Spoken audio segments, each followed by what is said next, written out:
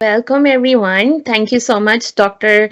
Noman Riyad, for inviting all of us to this very exciting and interesting panel. I welcome you all to the 46th seminar of the International Interdisciplinary PhD in Progress Seminar Series, Phase 3, organized by the Global South Network. I would like to start the session by, of course, thanking Dr. Noman Riyad, who is a lecturer in law at the Leicester Law School, the founder and convener of the Global South Network. I'd also like to thank Rona for helping us organize this get-together. As for myself, I am Dr. Sanober Umar. I will be chairing today's session. I'm an associate professor at the Department of Politics at York University in Canada. I am currently working on a book manuscript in contract with Columbia University Press, which explores the relationship between caste and racial hierarchies and how these entanglements, along with gender and class dynamics, inform the figure of the Muslim in India and global politics. I'm also a principal investigator for a social sciences and Humanities Research Council Canada funded project, which explores the histories, politics, and theories behind the idea of a public intellectual. This in-depth research seeks to examine the systematic persecution of scholars at risk from diverse marginalized communities in the age of rising social media disinformation, far-right global populism, especially in India, and the changing political landscape of North America. I'm joined by two excellent discussants. Dr. Ayan Guha is the first discussant. Dr. Guha is currently currently in the British Academy, and he serves as an international fellow at the Department of Anthropology, School of Global Studies. His current research is funded by the British Academy and aims to critically explore how the ideology and politics of Hindu nationalism have approached the question of caste and Dalit identity in India. In this endeavor, his research scrutinizes two constitutive elements of Hindu nationalist approach: ideological as embodied in the writings and speeches of its exponents, and political as expressed by ground-level practices of Dalit mobilization.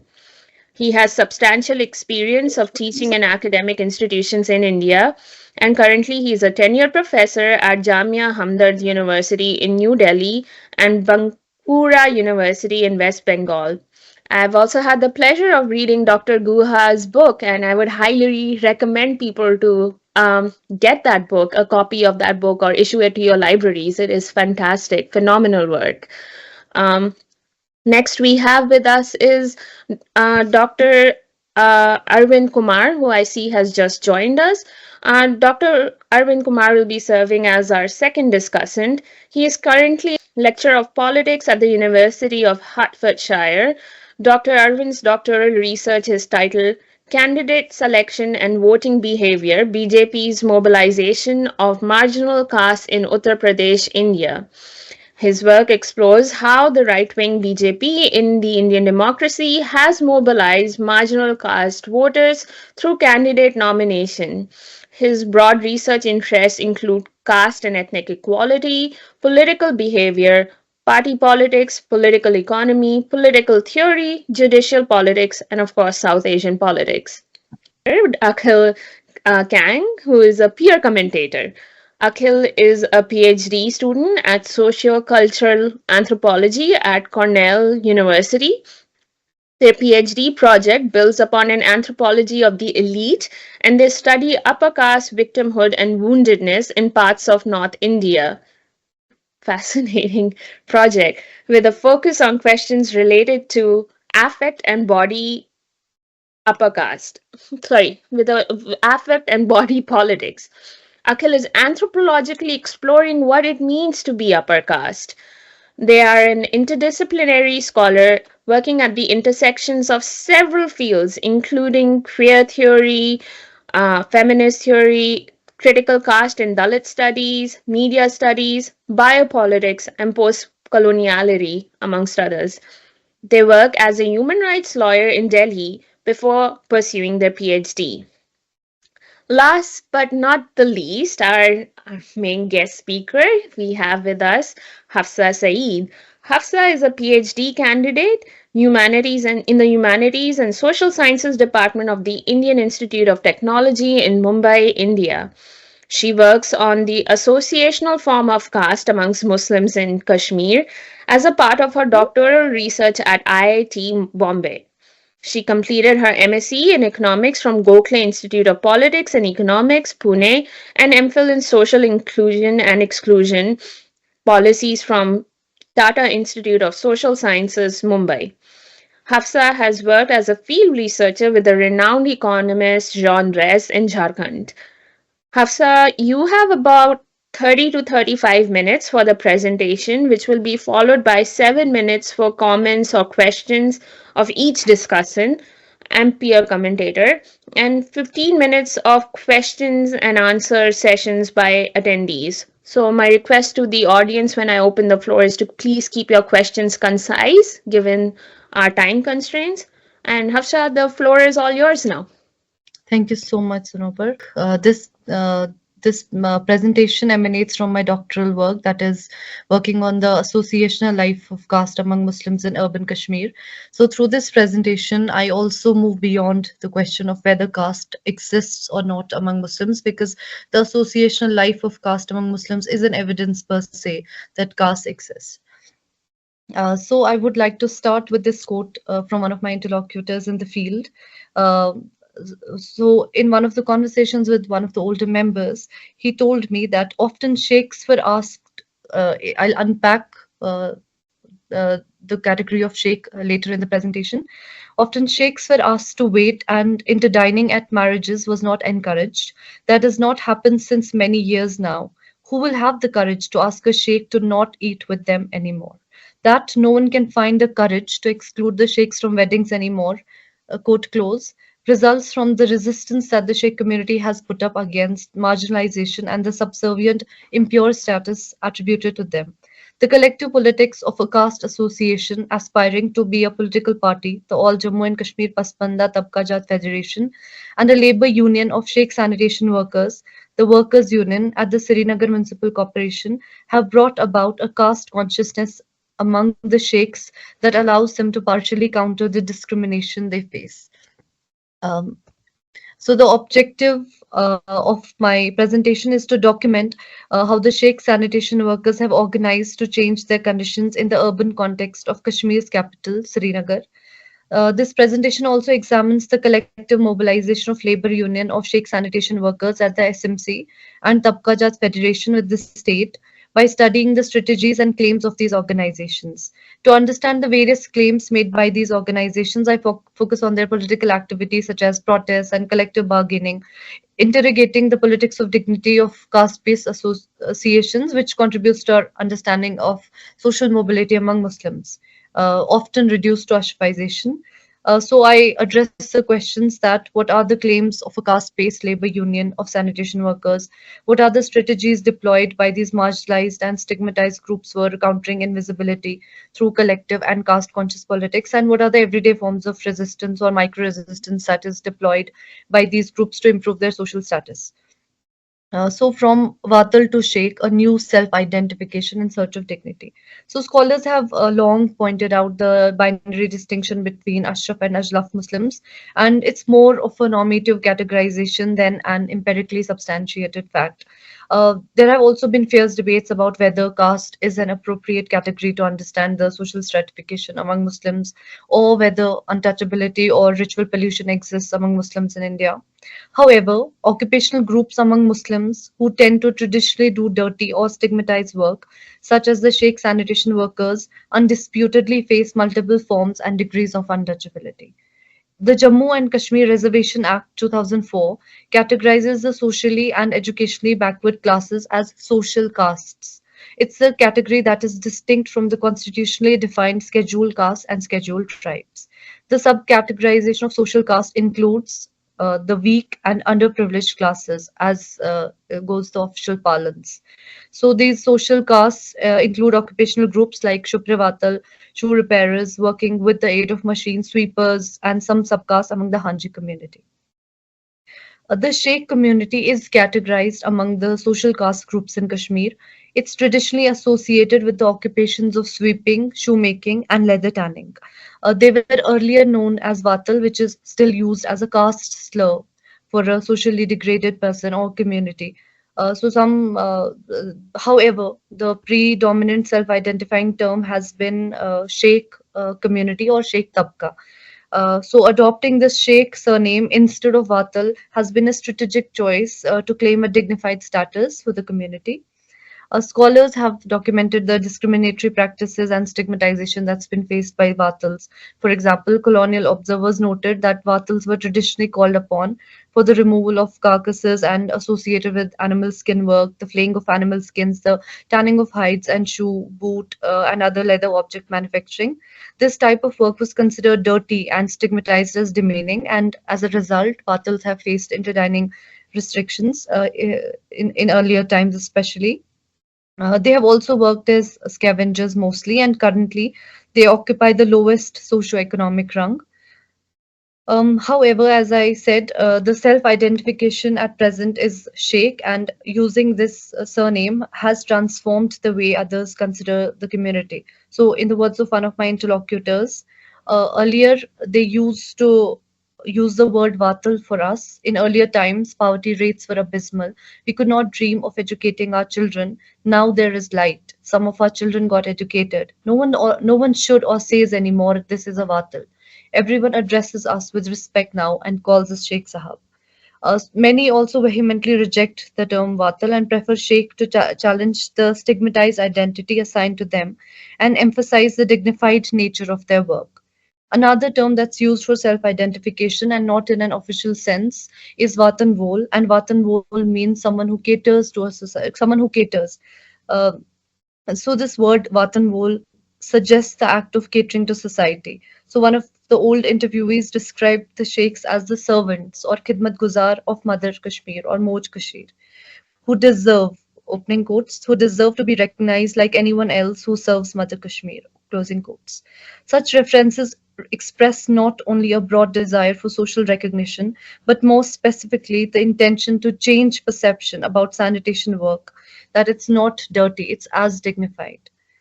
In a focus group discussion that I had held multiple times at the workers' union at Srinagar Municipal Corporation, the older members would often talk about, they would often stress about the sheer scale of tasks that falls on their shoulders, and that's not socially appreciated. So one of the sanitation workers, one of the older members once told me, "So here I am a sheikh for you, but I'm something else and way more in Allah's sight.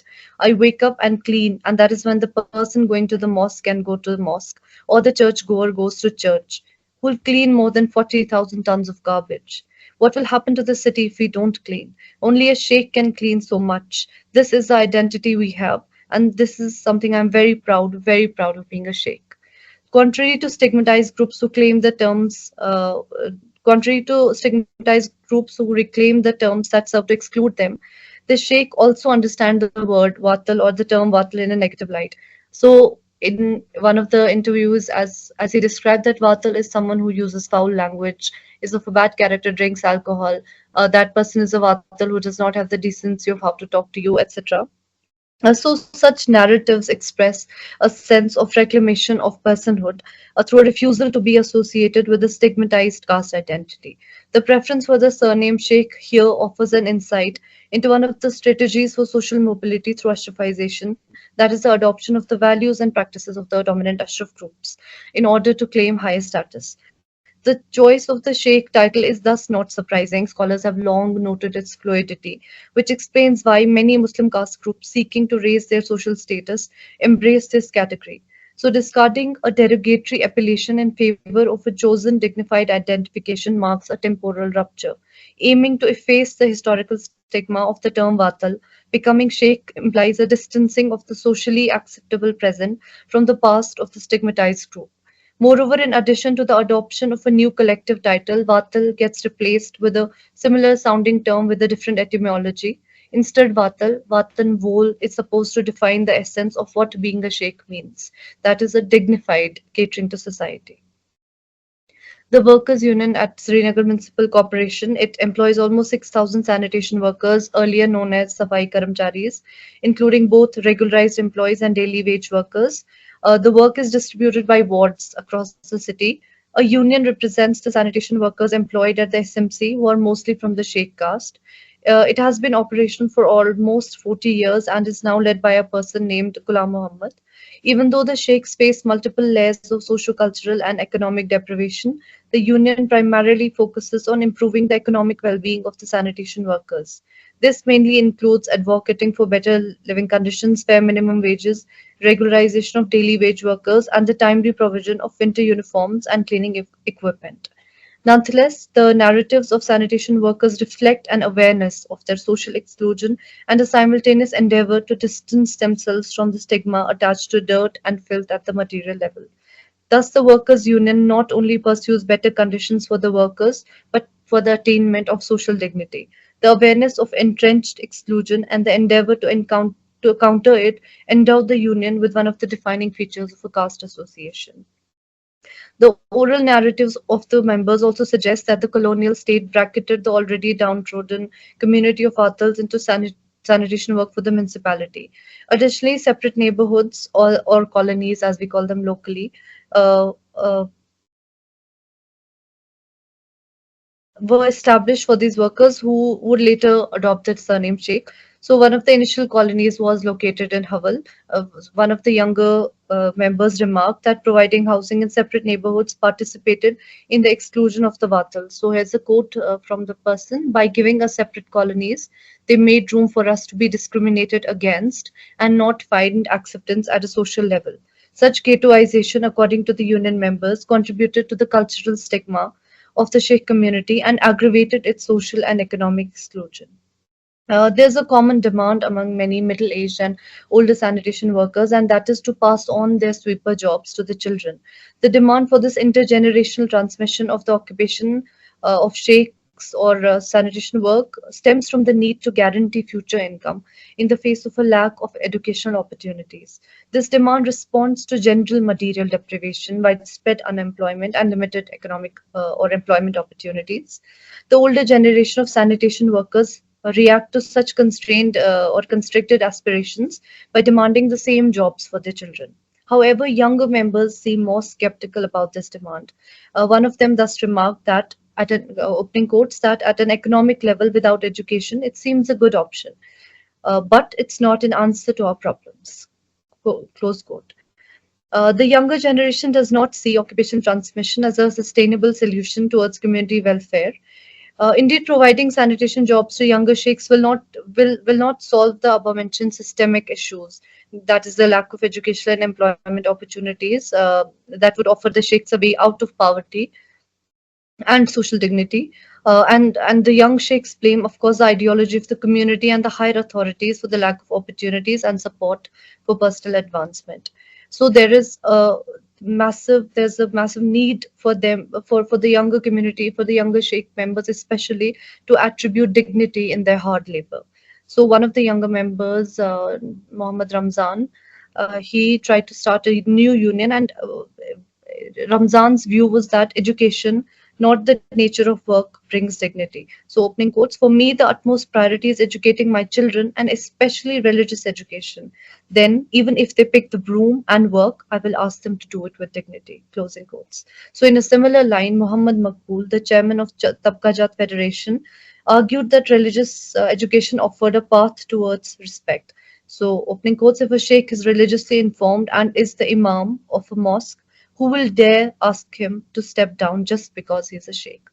Closing quotes. So Ramzan further added that education brought spiritual elevation, and the body to for the body to heal, employment opportunities might be enough, but for their spirit or for the ruh to heal, education and spirit, especially religious education, was the way. Uh, So in 2009, Muhammad Ramzan, who was then in his 20s, he started paperwork to register a new union.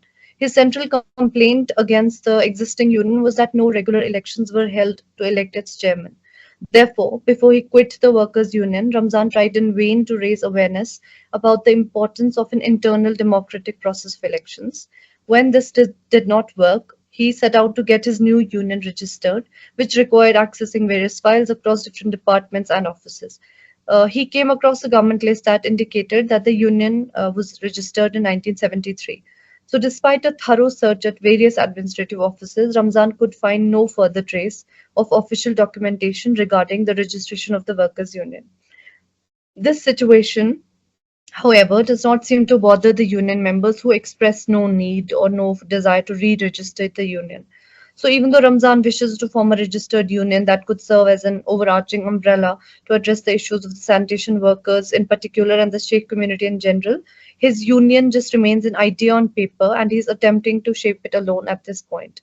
The reason there is a lack of interest for the existing union members in re-registering the union is because they draw their legitimacy from the work they have done over the years and not from paperwork. The work they have conducted to hold the authorities accountable for the dignity injuries that are inflicted by unsafe working conditions, as well as lack of economic opportunities for upliftment. Indeed, the workers' union has been pivotal in articulating the issues of sanitation workers for decades, and it's the union that sanitation workers in the city turn to when they require support. As such, the workers' union acts as the central collective body of the Sheikhs in Srinagar and plays the role of a de facto caste association. So this is one of the quotes from the chairman of all Jammu and Kashmir Pasmanda Tabqajat Federation, and I am going to next talk about this federation. So the quote goes, as elected chairman of the Pasmanda Tabqajat Federation, it's my duty to demand the rights that our community has been granted through the Mandal Commission. It pertains to reservation in the Parliament and Assembly. There should be separate commission which caters to our needs. For example, a sanitation worker in the health department still receives a wage that is below minimum wage. It is a shame. It is a shame. We need our representatives as per the reservation rights granted to us. How else will our issues be conveyed to bureaucrats? We appeal to the Honorable Governor, High Court, Supreme Court, and Mandal Commission to grant us our rights and cater to our deprived community. So all Jammu and Kashmir Pasmanda Tabqajat Federation, while the Sheikhs are represented by their workers' union, other efforts to generate a wider political formation that would bring together multiple Muslim marginalized caste groups in Kashmir. This is what the All Jammu and Kashmir Pasmanda Tabqajat Federation, which was registered in 1997 by its founder Sheikh Abdul Rahman, aims to do. A sheikh employed as a sweeper, Abdul Rahman's vision was to create an umbrella organization for people from socially marginalized castes that could eventually transform into a political party. The co-founding members hailed from other social caste groups such as Hanji, Najar, and Khar, and there were also women who were involved in the organization. The Tabqajat Federation thus seeks to bring the Pasmanda assertion into the Kashmiri context. So the earlier quote that I used, the Tabqajat Federation invokes the 1980 Mandal Commission report that recommended the extension of India's reservation system to intermediary caste groups, officially called other backward classes. At the ground level, the Tabqajat Federation mainly works for the establishment of residential localities for the Sheikh community and for greater awareness about the importance of collective social mobility for lower caste groups. Over the years, the Tabqajat Federation has held various programs and gatherings to address issues related to the upliftment of marginalized communities. It also demands the extension of OBC reservations to the political realm for lower caste groups. By invoking the Mandal Commission and the Dalit rights movement, the Tabqajat Federation frames its activities as a fight against caste-based exclusion and its historical character. The vehement reference to OBC reservation sets the Tabqajat Federation's endeavor away from a struggle for poverty elevation and locates it as part of the anti-caste mobilization against historically entrenched discrimination. This discourse departs from the more common reference to a deprived class in Kashmir. Thus, Muhammad Maqbool refers to Pasmanda Tabqajat as a separate community of people characterized by stigmatized caste identities. The tone is not just that of anguish, but express a political resentment and aspirations. The question is that of human rights of stigmatized lower castes, historically deprived of educational opportunities and social upliftment. So, in my conversation with the members of Tabqajat Federation, the oft repeated words were, "Our community has been kept behind." Excuse me. Which suggests a sense of systemic deprivation that results from the active oppression by dominant groups.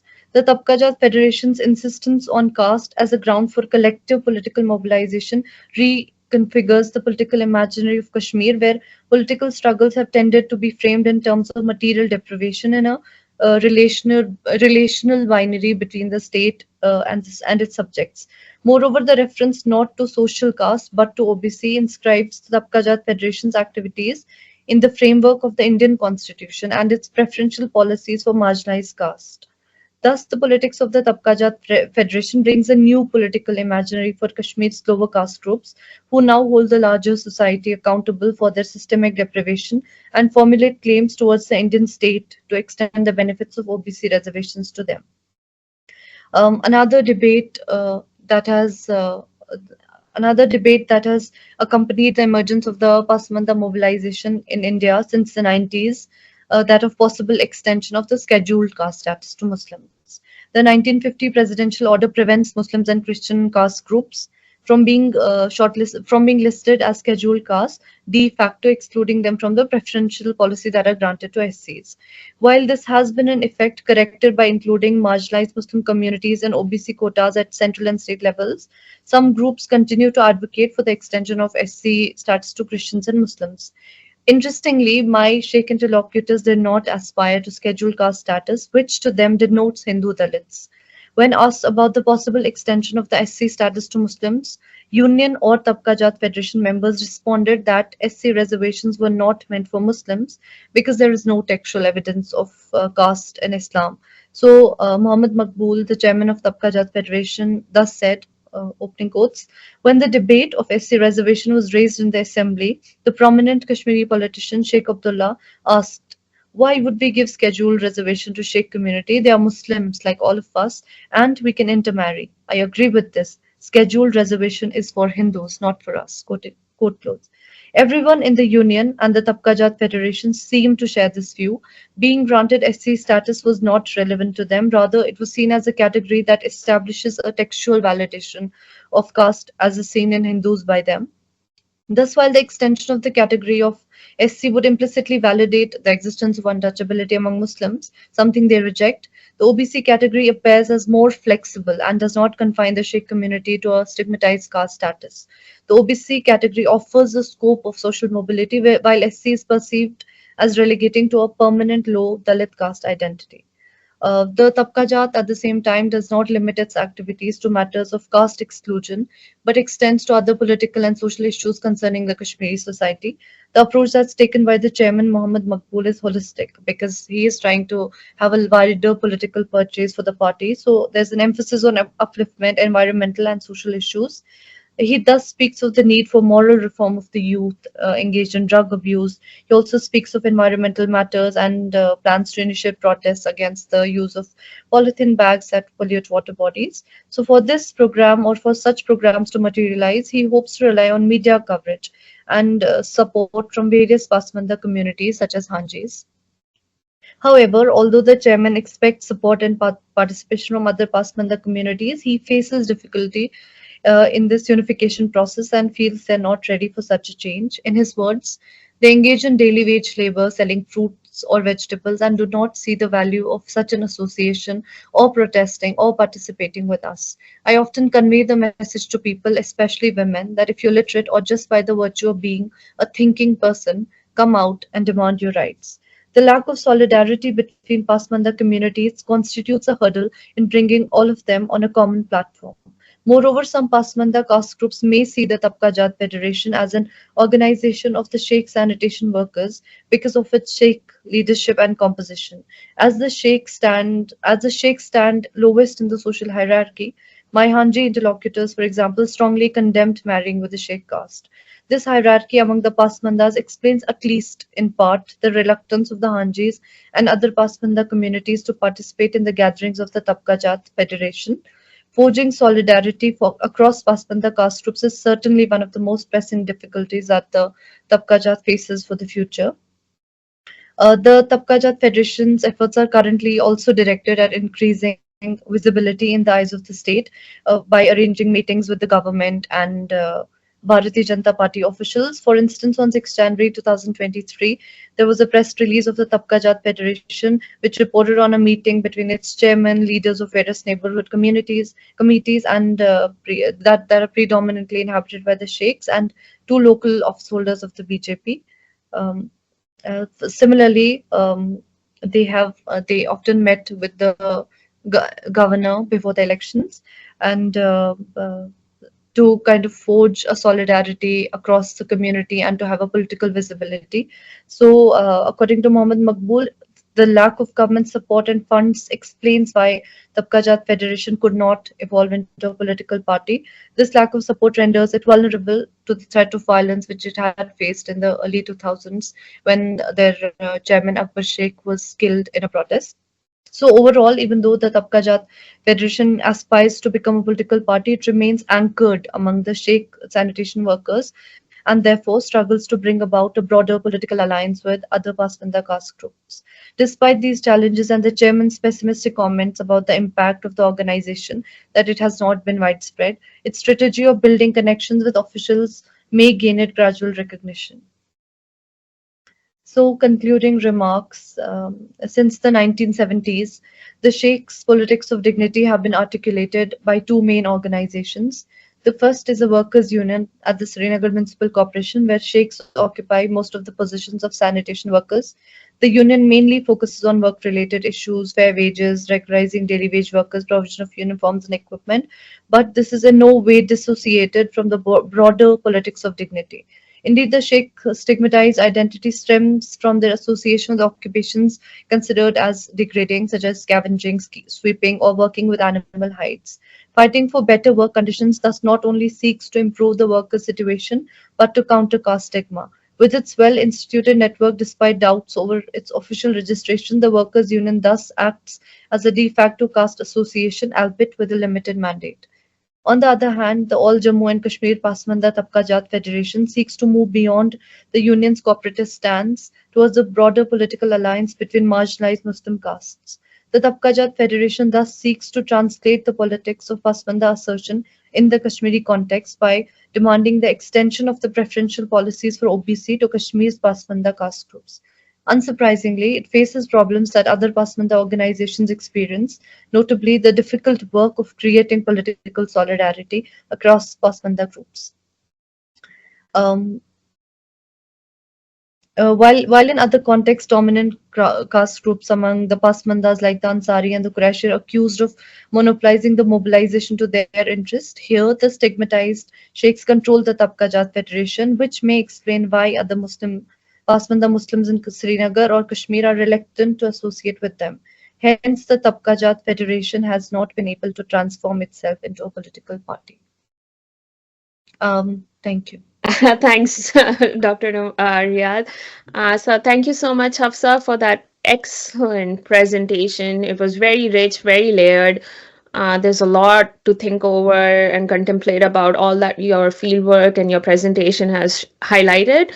I'll open the floor right now to Dr. Ayan Guha. To my discussants, please keep in mind that your comments have to be restricted to 5 minutes. Thank you. Okay, thank you, Sanober, and it was an excellent presentation. I think it's a very important study. My field primarily belongs to caste studies, but I do not have much expertise on caste question in the Muslim community, and which also shows that caste is considered to be primarily a Hindu concept. And this kind of studies are important because this kind of studies challenges the myth that caste is at least at the empirical level, is not simply a Hindu question. It is also a Muslim question. I was wondering that whether it is possible to look at the entire issue through other prisms, or whether it is possible to open up different kinds of analytical uh, channels to look at the entire question. Uh, I would like to know about uh, whether the caste mobilization on the ground of Pasmanda identity has tried to build any kind of solidarity in Jammu and Kashmir with the Valmiki caste also. Because I mean, Valmiki caste in Jammu and Kashmir is also involved in sanitation, and they uh, before the 370, before 335A and 370 were abrogated, they were not eligible for reservation. And because they were not issued permanent residence certificate, so it was a long demand of the community that they should be given the permanent residency of Kashmir so that they could be eligible for uh, different kinds of jobs which are available within the reservation framework. So, is there any kind of effort on the part of the Pasmanda community, which you are talking about, to build solidarity with the Valmiki community, and whether this kind of solidarity, which goes beyond the caste, goes beyond the religious framework, and build a kind of cross solidarity, or kind of what in the North Indian context we often say is a Bahujan kind of politics. Uh, and if if this kind of mobilization is only limited by the religious factor, which basically means that the Pasmandas, different Pasmanda caste are coming together and they are mobilizing on the basis of the Pasmanda identity, but they are also not kind of trying to build solidarity with sanitation workers who belong to other kinds of, belong not to the Muslim community, then can we look at this simply through the prism of caste politics? Or should we look at, or is it right to Ayan, I call lost it you a to simple, wind yeah, up your yeah. question. Yeah. Okay. So my point is that should we look at this entire mobilization pattern as a conventional caste politics, which I think your kind of template is more or less dependent on the North Indian template of caste mobilization. Should we look at this kind of politics only through that politics of reservation, OBC politics, and kind of the conventional template of caste politics? So should we look at should try to build new frameworks to understand this kind of Thanks, politics? Ayan. Yeah. I'll move on to letting Hafsa answer that question. Hafsa, please try to keep it concise if you can, because we have two more discussants. Uh, please go Thank you ahead, so Hafsa. much for your question, Ayan. Your question that whether there has been a solidarity with the Valmiki caste at present from Tapkaja, there has not. However, OBC Morcha presidents from Jammu have tried to reach out to them, hailing from the Bharatiya Janata Party, and I said there's a sense of trying to build a political visibility, and that's at the heart of the Pasmanda Tapkajat Federation at this moment. And at this moment, it's not limited by the religious factor because they have just started gaining visibility as BJP officials have started acknowledging them. So as they're expanding, they seem to be very open to other caste groups from other religions. Yet it has not evolved yet at the moment. And the reason we are looking at it, I'm looking at it from a conventional caste-based mobilization, is because yes, there are analytical categories through which we can interrogate the social stratification among Muslims. For example, the usage of the word Qom or Biradari, or something like Kram. In the case of Kashmir, Kram is also used instead of caste. However, the quantifiable features of caste like endogamy, ritual impurity, pollution, and hereditary specialization, in essence, they sum up to caste or caste-like features in this context. And the reason the name is Pasmanda is because, and the language is of OBC, is what renders it as a caste-based mobilization, something that the color of a caste-based mobilization or a caste or an anti-caste mobilization at the same time is something that they have lent it to in the name Pasmanda and the OBC reservation that they're seeking, invoking Mandal, invoking Dalit rights movement. I hope I answered Yeah. you. Fair enough. Yeah. Thank you, Hafsa. I'll move on to Akhil. Akhil, thank you for being here. We'd love to hear your thoughts and your questions for Hafsa. For sure. Thank you so much. Thank you, Hafsa, for this lovely presentation. Everyone can hear me, right? Yes, thank Yes. you. You're Okay. audible. Yes, yes. Hafsa, I had three comments slash questions. The first one being that perhaps you've engaged with Ambedkar in your broader work, but I was wondering what the relationship of your field is with Ambedkar, because especially not just empirically, but also politically, theoretically, Ambedkar's concepts of pollution endogamy do help in how we understand caste slash caste like structures. So I wonder what kind of ideologically, how are you pushing your work in reference to Ambedkar's works? My second question is about the word Ashrafization that you used. So there's a lot of critique of Sanskritization in anti-caste discourse. So I wonder if you are kind of holding the critique of the usage of Ashrafization as well. So M.N. Srinivasan's work has been critiqued a lot. So I just want to kind of flag that. And the third question for me was there's a very interesting parallel between what sheikh's relationship with respectability and morality is and sheikh's relationship with mother Kashmir. So I'm kind of thinking about, especially in works on anti-caste movements and Dalit movements, there's a lot of work that's done on thinking about mobility, respectability, and what education does in those modalities, right? So I'm thinking about sheikhs and what does it mean to be a Kashmiri and the relationship with respectability. So I just want to hear that about that in terms of your work, not just empirically, but also I'm thinking okay, how are you pushing your work ideologically. Thank you so much. Theoretically, of course, the understanding of caste for me began from Ambedkar, and I do know as much like if, in my theory as an inroad to understanding caste. I used Ambedkar. However, as I progressed into the Muslim society, into the Muslimness of caste, there was a departure. Of course, not departure in a sense of I departed and left it there, but Ambedkar has been an inroad for my work, and. For Pasmanda Tabka Federation to use Ambedkar's name, there's not an ideological bearing per se. It's like some figure, a leader. It's more from a political stance that Ambedkar took, fighting for the rights of underprivileged caste groups and succeeding. So it's the success, inspiration of that success that inspired Tabka Federation chairman, and he spoke in a pure political context in that sense. And Ashrafization, my PhD dissertation, my work does not entirely focus on Ashrafization or does not romanticize Ashrafization, if I may say so. It's more one of the strategies of social mobility that's been adopted, and that that's just in the nomenclature part of it. And very recently I discovered this book here in this place, and without much references, it also wrote about a ruler in Kashmir who had bestowed the title of sheikh on the community, even though I did not quote it here because there was no other references for that. So Ashrafization is just one of the strategies that I have written about, and yes, I have not engaged in a thorough critique per se, but thank you for giving me that idea, because I would of course like to look into that part also.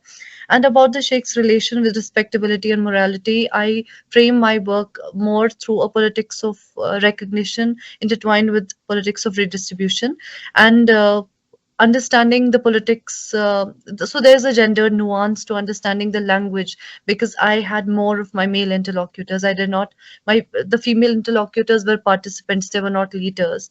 And the articulation of men of having a higher spiritual caliber does not rest with women. Women do not have the language of the spiritual caliber. It's like an extension of their daily chores into the public, and then seeking a respectable femininity, because the gendered aspect of being on the street equal to having a loose morality. A similar narrative surrounds my Sheikh interlocutor women.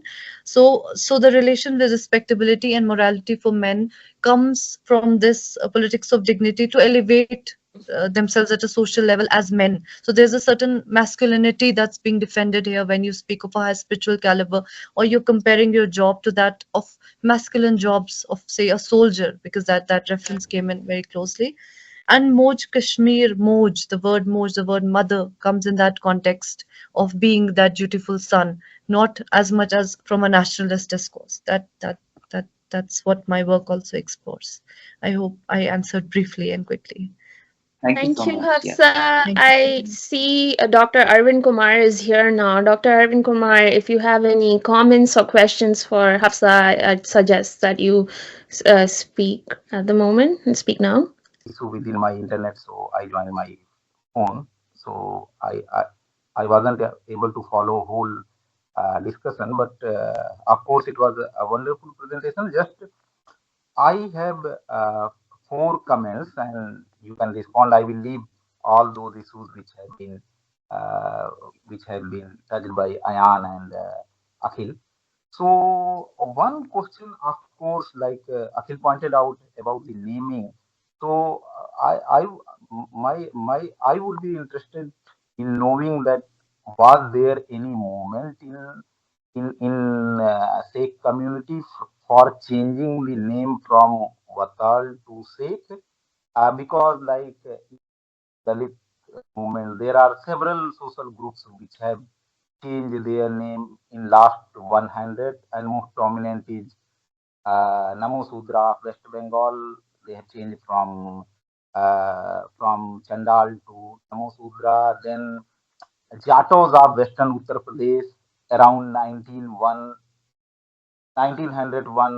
they have shifted from like Chamar to Jato, and then Rajasthan, Meghwal. Probably you might, for this kind of literature, you can look into readings on Dalit identity, which has been edited by Swaraj Basu. They have discussed this.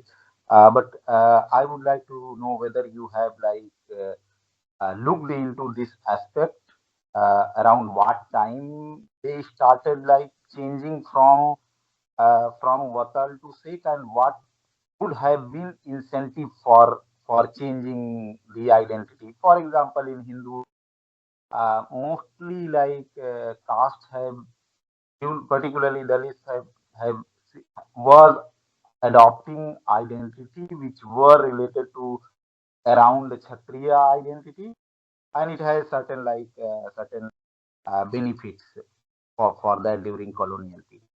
Secondly, just I want to know whether these kind of movements or these kind of social identities they were buried under the carpet in larger movement of Kashmir autonomy, and because now it appears that there is Arvind, that I'm sorry for interrupting, but you have just a minute or lesser, actually. So please, when you go. so it has like now that movement has resurfaced. And third is about it is interesting that these communities are not demanding SC status. So, do you see that, like in your research, did you find that these communities think that uh, such demand will bring stigma of the scheduled caste? And second is that what are the communities which are reference point for when caste are making that okay we are lower or inferior. For Oh, example, in thank northern you. India. Thank you, Arvind. Great questions. Hafsa? Yes, yeah, thank you so much, sir, for your questions. And I will start with the last question that about, I mean, I couldn't hear your voice completely, but I hope I understood your question. And so remaining within the fold of Islam is essential for the Sheikh, to the Sheikh aspirations. And so this is shown in the importance that's given to religious education and spiritual upliftment, and in the fact that the demands for reservation relies on the OBC category, because they do not want to be integrated into the SC category, because according to them, it will attribute them to a permanently low status that does not exist in Islam. And your first question was that was there a movement to change the name?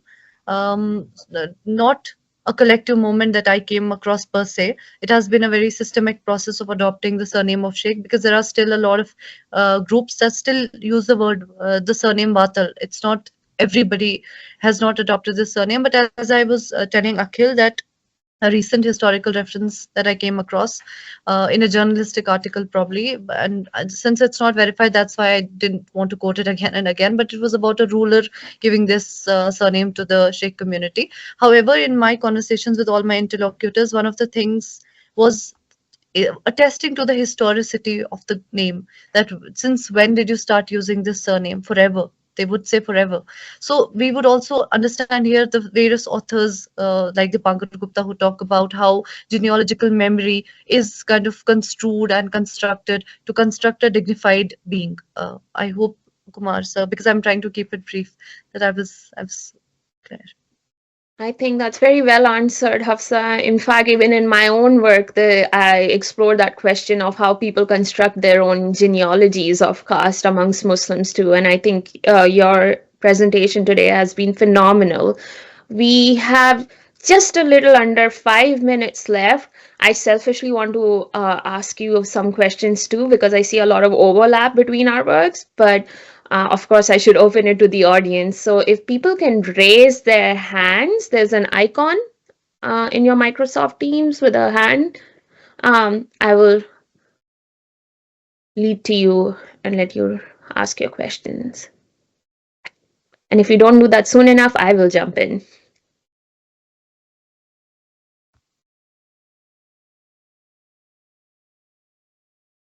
Okay, Pariyar Bishnu, Dr. Pariyar Bishnu is asking a question. Please go ahead, sir.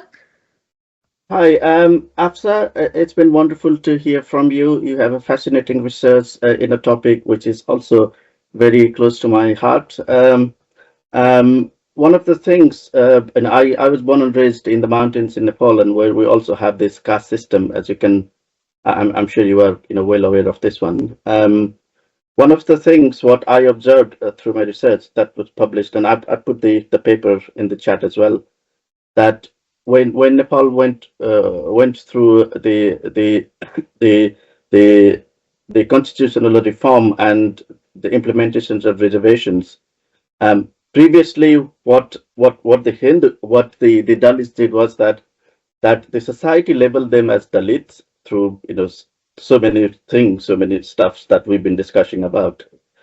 But then they tried to obscure their castes by doing a number of maneuvering tactics, of which they tried to replace their surname just to give them a little bit of respiting space, and they tried to de-Dalitize themselves in some ways, and some of the newly identified surnames were quite similar to higher castes people. That gave them a little bit of space if they were moving away from their locality, but then everybody knew everybody as far as if when they were situated in their own locality. But then although that gave them a little bit of space, that spiting space by obscuring their surname, but then when reservation policy was introduced, that they also wanted to get benefit from the reservation policies, but then they had already changed their surname. So what they had to do is that they had to prove themselves as they are, although their surname is slightly different, which sounds more like an upper caste surnames, but then they have to go to they have to go through the bureaucratic process for themselves to be re-Dalitized again. So there was Dalitization, there was de-Dalitization, and there was re-Dalitizations, and that kind of contributed to that didn't do a great job Sorry, in terms of their Dr. identity and stuff. Pariyar, Yeah, can you wind up yeah, because sure. we just Yeah, have 2 minutes. I was just wondering, have you experienced this kind of stuff in your own area, in your own locality, in your own part of the world through your research? So not Dalitization, re-Dalitization per se, but definitely the ethnicization or the politicization of caste as they bank on the OBC identity to gain political mileage and economic opportunities.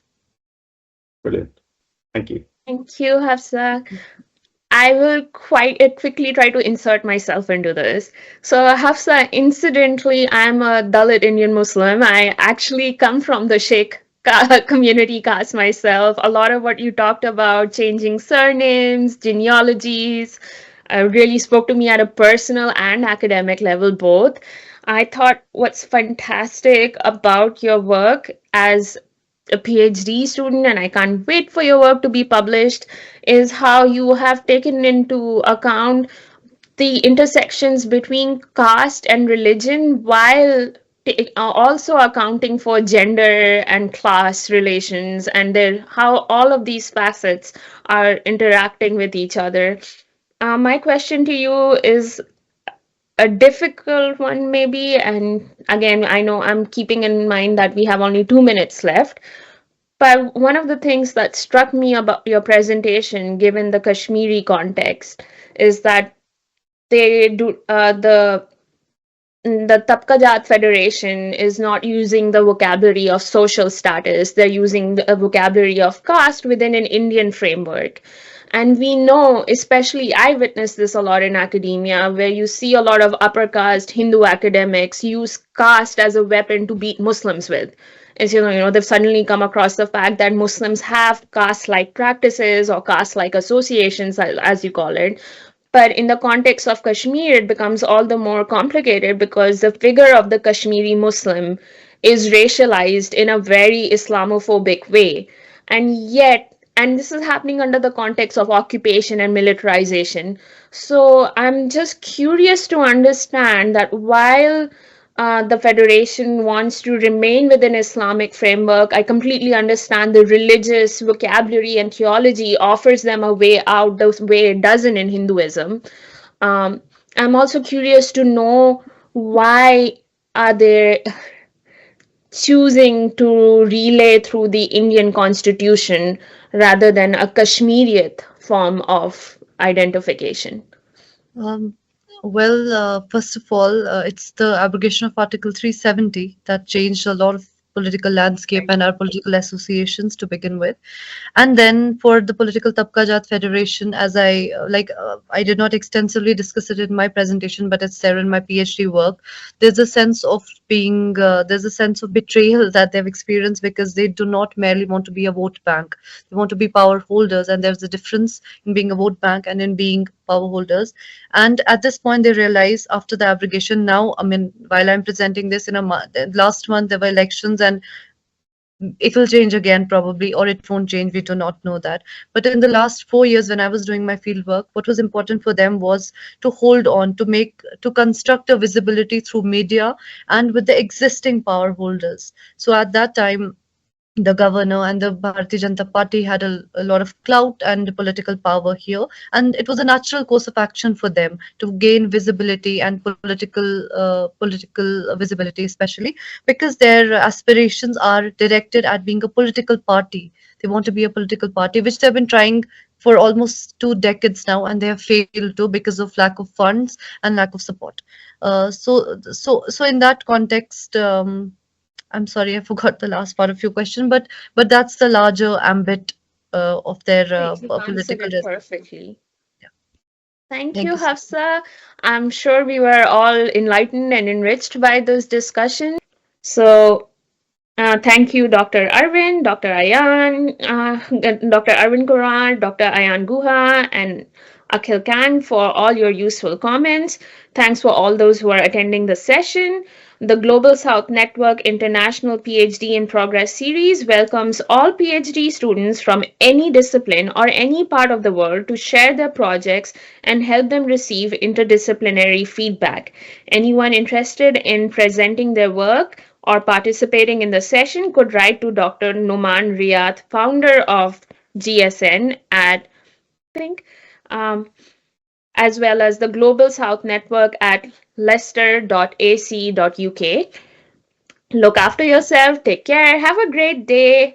अपना ख्याल रखिएगा. अल्लाह हाफिज.